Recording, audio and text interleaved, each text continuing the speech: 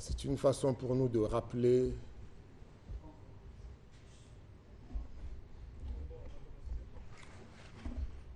Shalom chez vous, le sens du pouvoir et la notion d'autorité, juste une façon pour nous de rappeler que nous sommes en plein décodage, décryptage. Nous sommes en train d'étudier, souvenez-vous, ce que nous appelons généralement la prière de notre Père. Et sur sa dernière partie, ne nous induis pas en tentation, mais délivre-nous du malin, et car c'est à toi qu'appartiennent le règne, la puissance et la gloire. Cette dernière partie rappelle et établit qu'en matière de délivrance, puisque nous disons délivre-nous du malin, donc des pièges de Satan qui ne vient que pour voler, égorger et détruire, cette portion de ce code de notre Père établit qu'il y a un besoin de délivrance et que le combat spirituel est un combat de ruse, est un combat de stratégie. Alors, dans ce code de notre Père, Jésus y a placé des clés que nous sommes en train de décoder pour aider quelqu'un, rappeler à quelqu'un, réveiller son esprit que vous êtes dans un combat spirituel, que cela soit frontal, que cela soit subtil, vous êtes exposé au combat. Votre vie, votre conscience peuvent en témoigner. Et tenez ici quelques clés alors que nous sommes sur la fin de ce canevas de prière. On a vu, ne nous induit pas en erreur, en tentation, mais délivre-nous du malin. Pourquoi la délivrance doit relever de Dieu, nous dirons mieux de Jésus, auquel tout pouvoir a été donné dans le ciel et sur la terre? Pourquoi recourir à Dieu? Délivre-nous des pièges du malin, car c'est à lui qu'appartiennent dans tous les âges, dans tous les siècles, le règne, la puissance et la gloire. Tenez, le règne ici, nous voudrions entendre par là le pouvoir. C'est à lui qu'appartiennent dans tous les âges le pouvoir, l'autorité. Remplacer règne ici par pouvoir, nous l'avons expliqué, que le pouvoir, c'est la capacité ou le système de gouvernance ou de gouverner. C'est à Dieu qu'appartiennent, Jésus l'a dit bien, que tout pouvoir m'a été donné dans le ciel et sur la terre. Pouvoir, nous l'avons dit, en matière de système, appareil ou machine politique ou sociale. Entendez par politique, gestion de la cité, gestion de la terre, comme cela a été donné à Adam. Il avait le pouvoir. Jésus dit tout pouvoir, comme Romains 13 peut le confirmer, que toute autorité vient de Dieu. Que ça soit l'autorité constitutionnelle ou institutionnelle, que ce soit l'autorité naturelle, familiale, etc. Tout vient de Dieu. Nous voulons juste réveiller l'esprit de quelqu'un ici, que le règne, donc le pouvoir, la puissance, donc l'autorité qui s'attache au pouvoir. Nous avons dit que ce sont des termes à la base génériques, ça veut dire que le pouvoir, tout comme l'autorité, peuvent en même temps lus comme de synonymes, sinon ils peuvent aussi signifier plusieurs autres choses. Ça dépend l'angle sous lequel nous voulons aborder ces thèmes ou ces sujets. Ici, nous voulons faire la différence. Nous avons dit dernièrement qu'on doit passer du pouvoir en tant que positionnement, en tant que lieu ou espace qui nous est donné pour gouverner, okay, nous pouvons passer de cette position et accéder à l'autorité qui s'y attache. On ne devrait pas, en tant que chrétien, nous utilisons ces termes naturels juste par illustration. Notre objectif ici, c'est de rappeler à un enfant de Dieu ou à quiconque le veut que nous avons l'autorité que Christ nous a donnée sur toute la puissance de l'ennemi. Et il a dit dans Luc 10, 19, rien ne pourra nous nuire.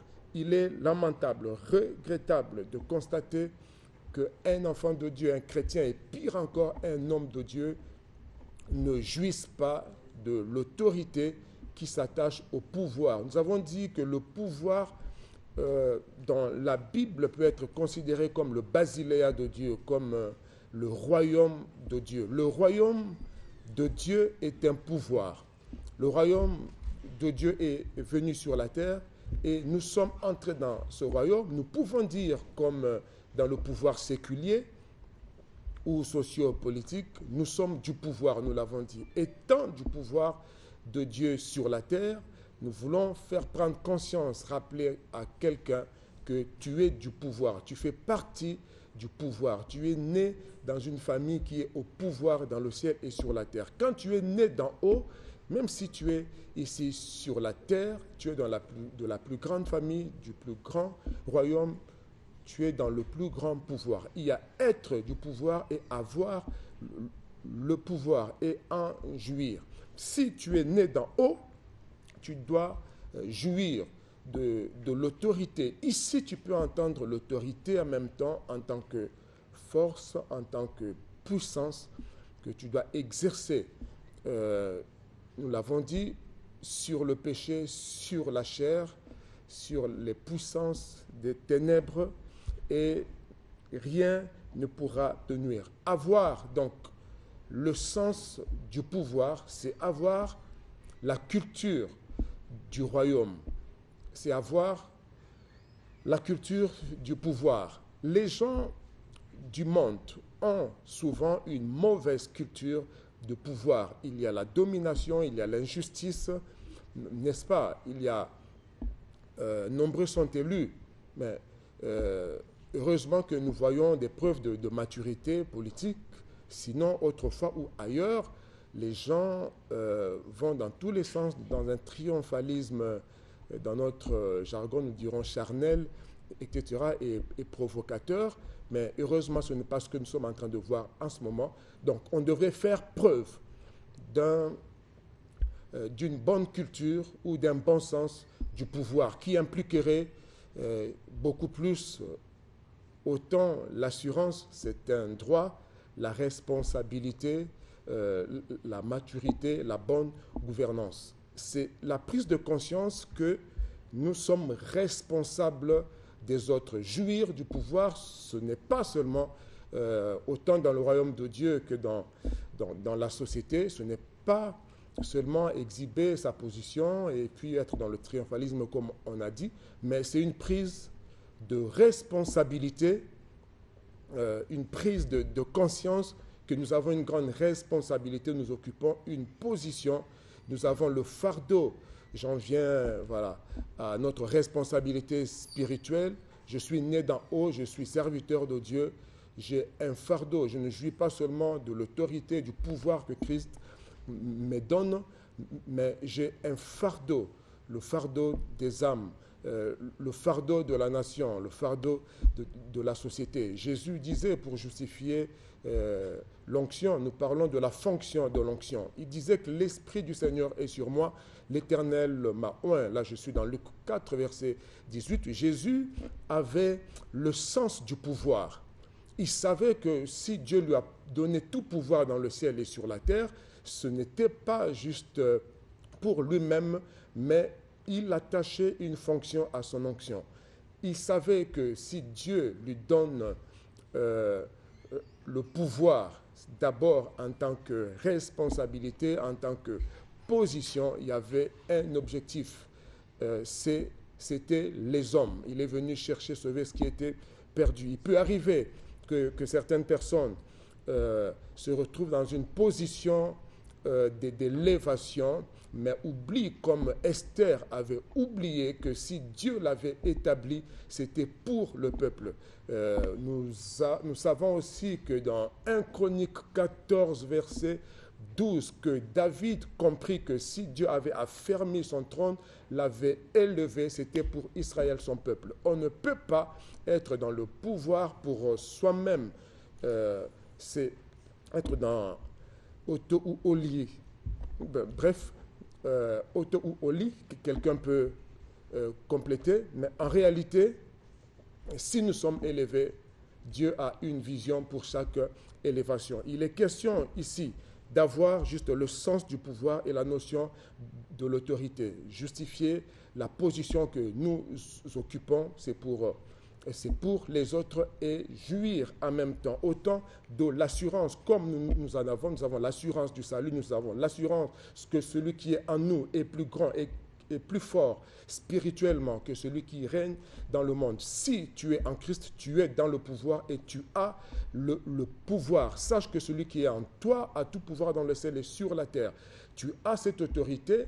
En même temps, tu as la responsabilité de prier pour ta famille, de délivrer les âmes. C'est pour cette raison que tu dois justifier la position de pouvoir que tu occupes et exercer le pouvoir qui est en toi. On peut appeler ce pouvoir autorité. Voilà qu'il n'y avait que 15 minutes pour ça, et le rendez-vous est pris pour dimanche prochain. Certainement que le téléphone sera ouvert pour répondre à vos questions. Ça sera au 06 hors émission déjà tout à l'heure, au 06 903 51 14. Nous restons à votre disposition. En même temps aussi pour exercer ce même pouvoir sur les cas de maladie, les cas comme on a suivi tout à l'heure de mari de nuit, de femme de nuit, de possession démoniaque. Ce pouvoir est disponible et à votre portée par Jésus. Que Dieu vous bénisse. Bon dimanche chez vous.